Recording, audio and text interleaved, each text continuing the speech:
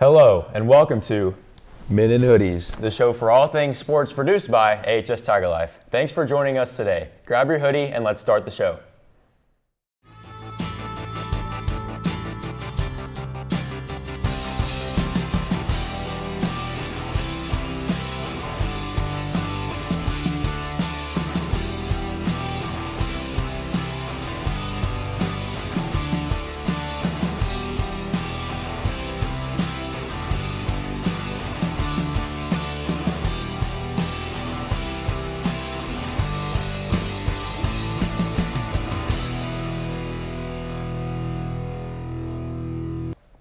Welcome to the second episode of Men in Hoodies. I'm Brent Lyons alongside Jake Stoope and Roman Cleary. This show highlights everything sports, from national news to updates on your own Arlington Tigers. Men in Hoodies has it all.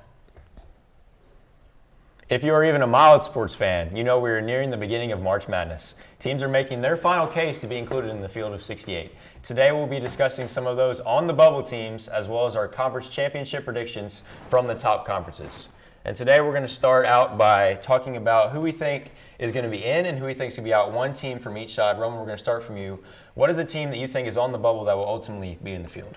I hate to put this team into the field because they're not that great in my opinion. I'm going to go Rutgers as my in. I have them losing to Iowa in the Big Ten tournament semifinals. The computer numbers are quite bad. 76 in the net, 73rd at Ken Pom, 77th at Torvik, and 59th at Sagarin. But here's the difference. They have 9 wins in the first 2 quadrants. And you just cannot ignore that if you're the NCAA tournament selection committee.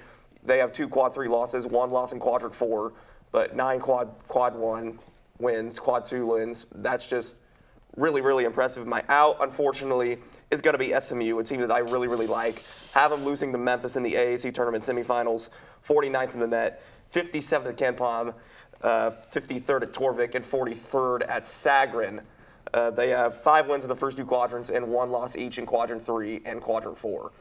The big difference between SMU and Rutgers is that really Rutgers is in the Big Ten and SMU is in the American. Rutgers got more opportunities to get quality wins, and they were able to take advantage.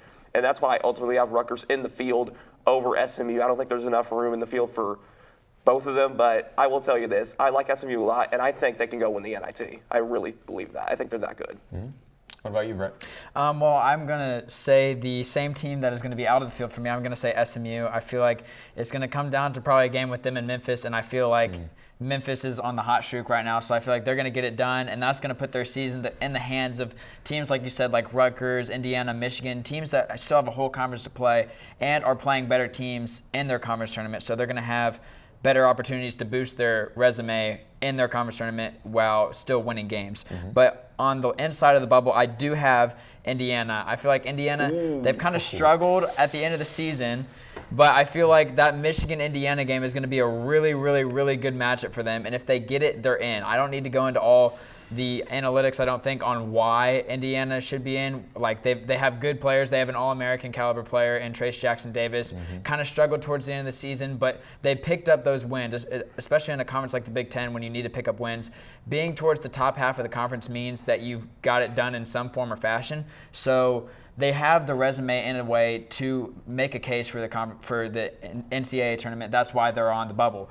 But I feel like this Michigan game, I feel like it's really going to be a testament to their coaching, their willpower, and they're going to slip in with a win against Michigan, and it's going to push SMU out, who's just going to be stuck waiting. Yeah, you mentioned that Michigan-Indiana game in the Big Ten tournament. I think that's essentially an elimination game, in my opinion. I think whoever loses that game is out of the field.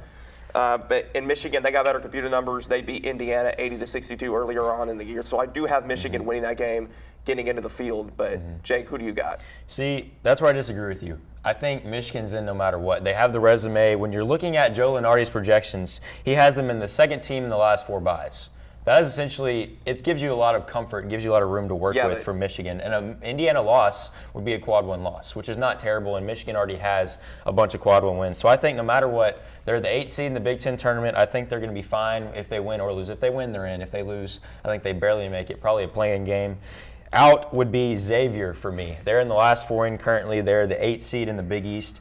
And if they get past Butler, they're going to play Providence. And Providence is the 1 seed. They're 11th ranked in the country. They're a fantastic team.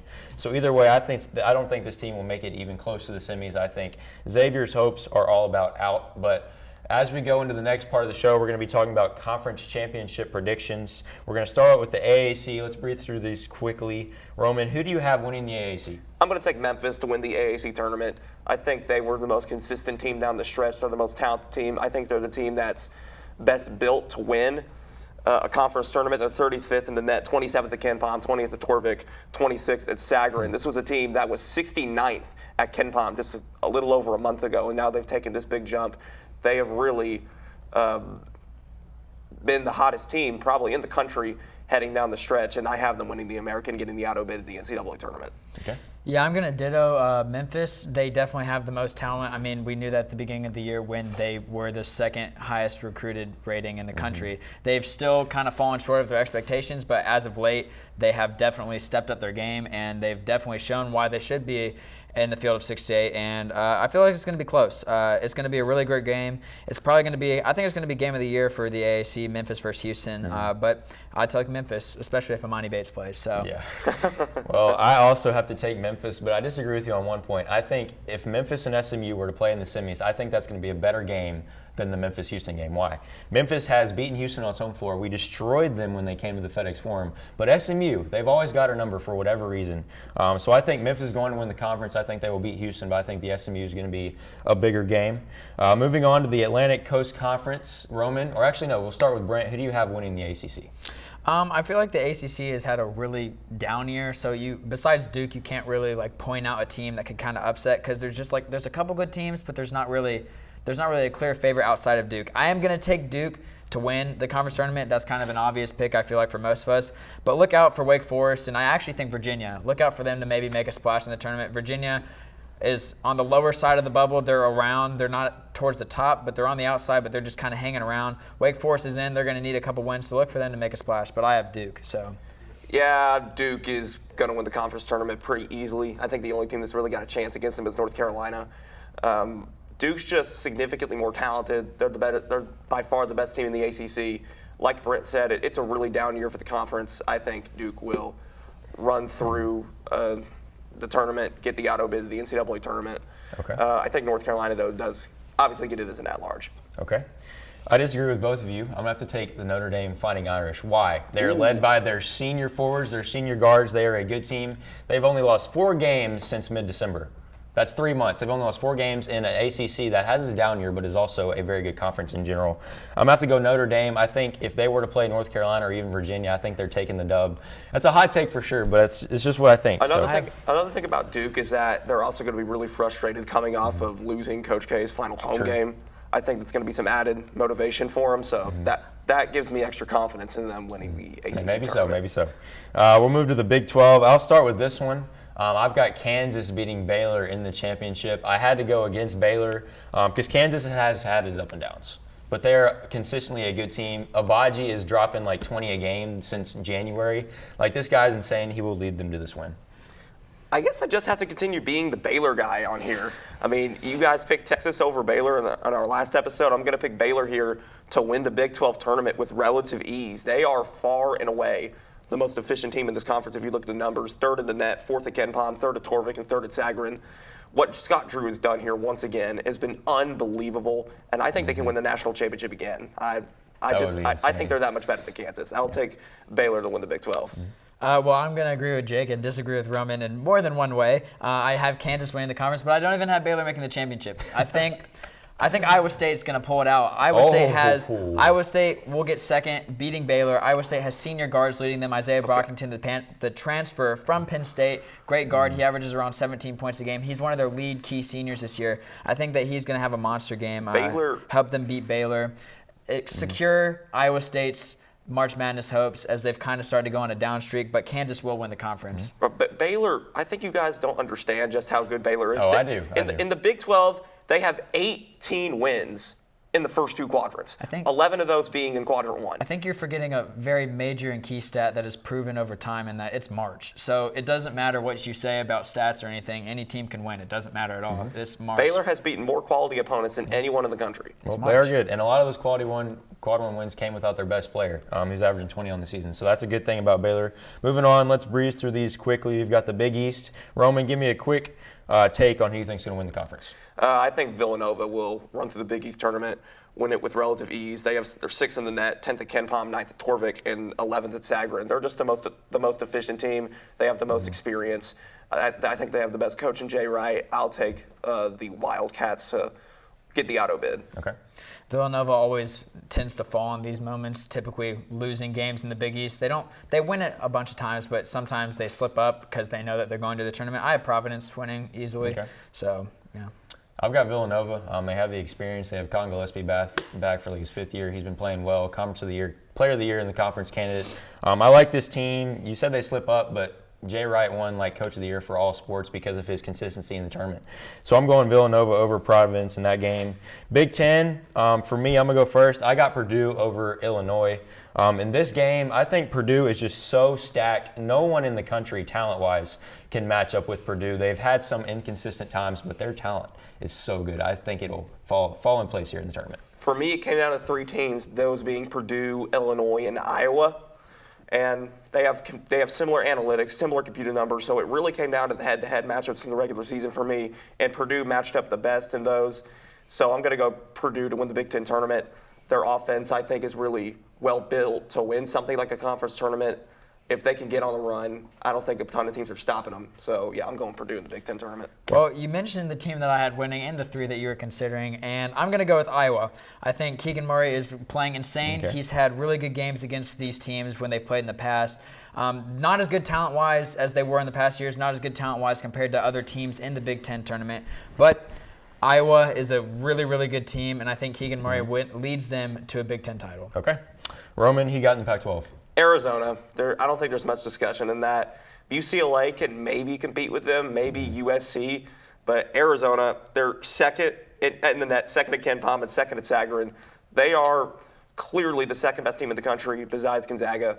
I think Arizona runs through the Pac-12 tournament with relative ease. I'll take the Arizona Wildcats to win that one. Boogie Ellis, USC Trojans going to beat Arizona in a great Pac-12 championship. Usually not lots of good teams in the Pac-12, but I think they have 2 of the top teams in the country, so it's going to be a good matchup, but USC is going to win. Oh, really? Wow. I have Arizona over USC. Arizona's offense is so fast. It's different than anybody else in the country because they love to pass the ball and do off-ball screens, which makes them really drive the paint and really speed up the other team. I think they've got this in the bag, even though they've had some trouble against these other teams in the past. Moving on, the SEC. Brent, who you got winning this conference? There's lots of teams that could win the SEC. I feel like there's good teams, but Auburn at times have slipped. We've seen them play Georgia close, stuff like that. And Kentucky had their time at the top, and then they fell. I'm going to give it to Arkansas. I think Musselman is going to lead them out. Ooh. Arkansas, a hot take, but they're a good team. They've proven themselves over the course of the season, and I think it's his time. He's really good playing down. He's really good playing as an underdog. He runs with it. He doesn't want to be called anything else than an underdog, so I'm going to give it to him. SEC championship against South Carolina. Oh, my goodness. Roman, just go. We can't talk about that. Okay. I like the Arkansas pick. It's ballsy, I will say that, but I'm going to give it to Auburn. At Auburn's absolute best, they are the #1 team in America. I think they have great guard depth. They're super experienced. Jabari Smith is going to go top 3 in the NBA draft. I like Bruce Pearl as a coach a ton. Auburn's they're just a great team, and I think they're going to get really good here down the stretch. Give me them to win the SEC tournament. All right. I got them over Kentucky. Kentucky's looked good and solid all year, but I'm going to have to go with Auburn, who a lot of people have been doubting, but they've always been solid. So that's my pick. Yeah. And now, as we transition into Arlington sports, we're going to start out with the varsity Tiger cheer team, which placed 9th overall against the 54 other teams that they competed against a few weeks ago at Nationals in Orlando. We spoke with the Arlington cheer coach to get an inside look on this special season for the Tigers. My name is Luke Now. I've been coaching cheerleading for about 20 years now. I cheered in high school, my senior year of high school, and went to the University of Memphis and made the cheer team. And while I was doing that, we practiced in a gym that had like an all-star program, and the guy that owned the gym there asked me to come in and start coaching. Right now I coach 7 teams. I don't know that anything really inspired me to become a cheerleading coach. I was cheering, and the guy that kind of asked me to start coaching had me come in, and it worked really well with my schedule for school and college and just for work. I don't know that I'd say it's something I always wanted to do. I kind of fell into it, but I very much enjoy it, and it's the reason that I still do it now. I don't know if I have like a favorite moment in particular. I mean, I enjoy coaching the kids and working with them, seeing them grow and progress as athletes and as people. I get the chance to work with kids from 5, 6, 7 years old all the way up to seniors in high school, so it's a really rewarding experience. I did cheer. I cheered 1 year in high school and 5 years in college. Cheerleading was something different I'd never done before or was really even interested in, but getting to work out with the college kids and being a D1 athlete was pretty exciting. We traveled a lot with the sports teams there with basketball and football, and just something that really kind of changed my outlook on the whole cheerleading experience. I work a normal job running a cheer gym, and so I do that all day from about 9 or 10 o'clock in the morning to about 2 in the afternoon. And then I'll walk into high school cheerleading practice. I'll do one team right after another, sometimes even 4 teams in a day, finishing at about 8 o'clock at night. When it comes to routines, I think I really enjoy the partner-son aspect of it. Helping kids learn how to pick up another kid, do these crazy stunts with them, spin them around, flip them around, and keep them safe while they're doing it is a challenge, but it's exciting and it's fun to watch. Sometimes with a lot of discipline, sometimes I'm very stern, other times I'm energetic and I try to yell for them and just get them excited about what they're doing. Really, cheerleading is just another form of growth and learning. Any kind of sport or activity that's getting together, it's not just about the sport and what they're doing, it's these kids learning how to cope with each other, to live life with other people that are different than them. We've got so many kids that have different temperaments and talents and convictions, but they're all reaching for one same exact goal. And so a lot of the sport is just learning how to get along in life and get with other people that have different thoughts than you do. I would say that I wouldn't encourage anybody to become a coach unless they really have an affinity to work with kids and to help them grow and get better as people in life. Thank you, Roman, for that report, and congratulations to the Arlington Varsity Cheer for a special season.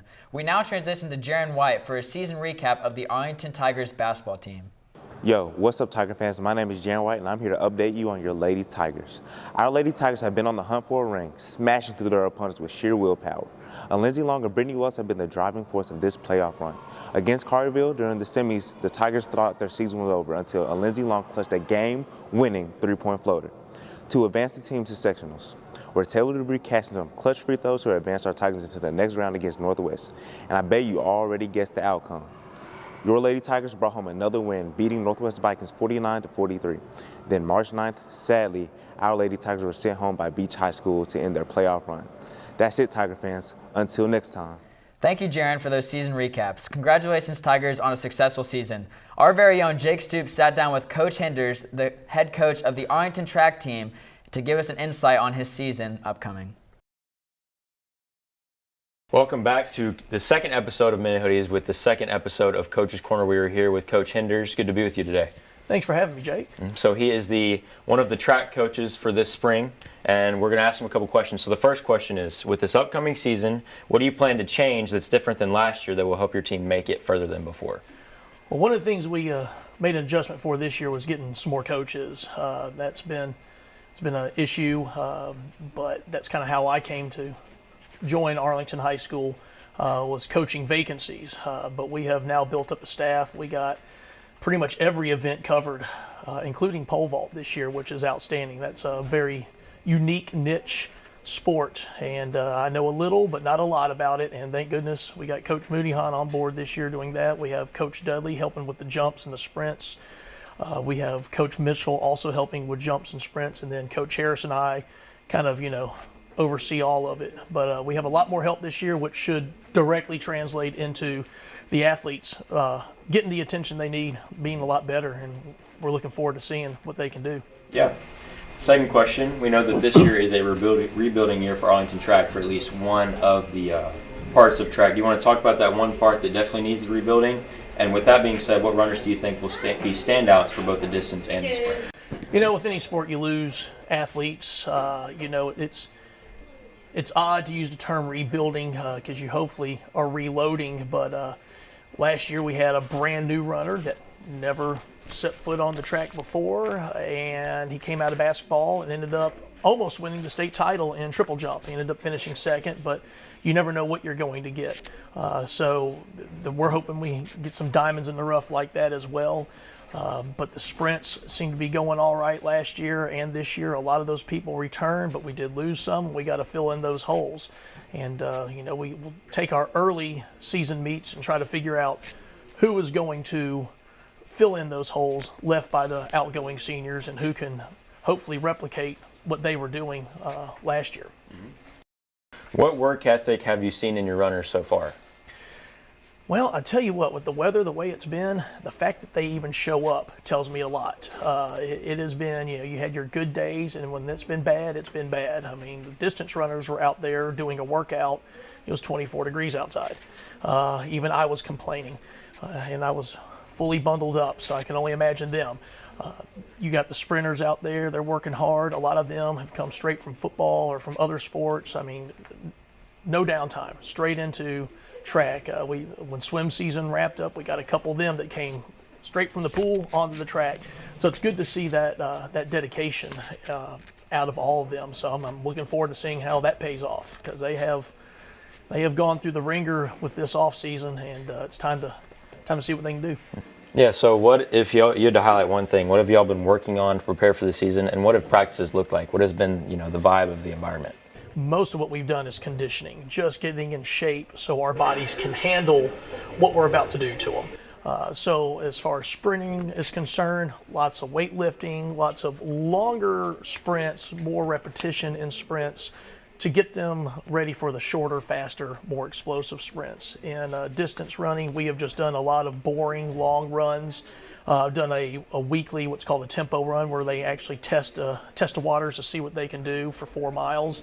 And it's just putting in the time at this point, because it's about getting in shape. It's a 3-month season, and the main goal is performing at the end of May. That's when it counts. You can be great in March. It doesn't mean squat in May. So we have to do a lot of work in the off season. So it's kind of, been a little dry, a little boring, in all honesty, in terms of what we do. Nothing exciting really happens in January or February. The fireworks come in April and May.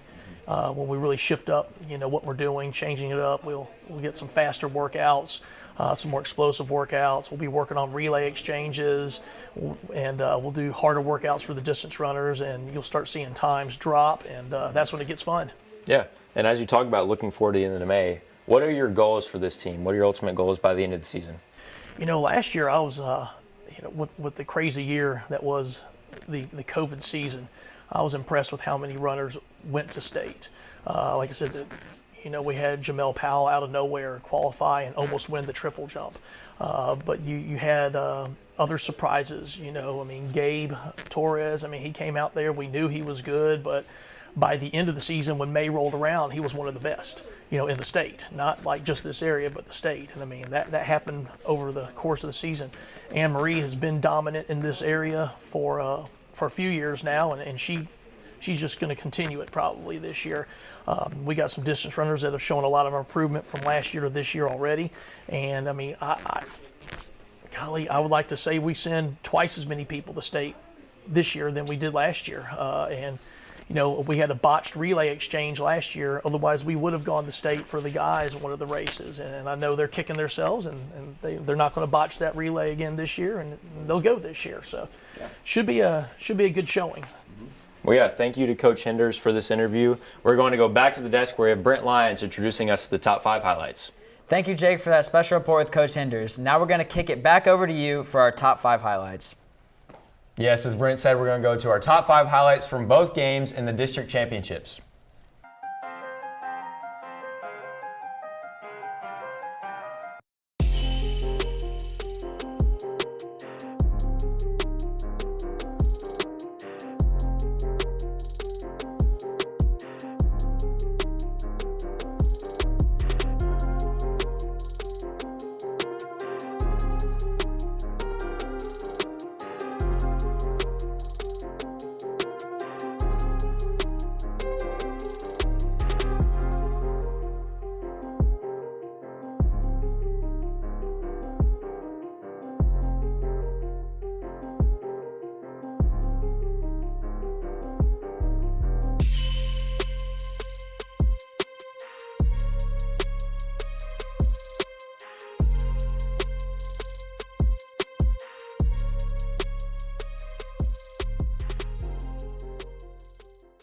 Thank you for watching the second episode of Men in Hoodies. Have a great spring break and enjoy you some March Madness. We'll see you next time on Men in Hoodies.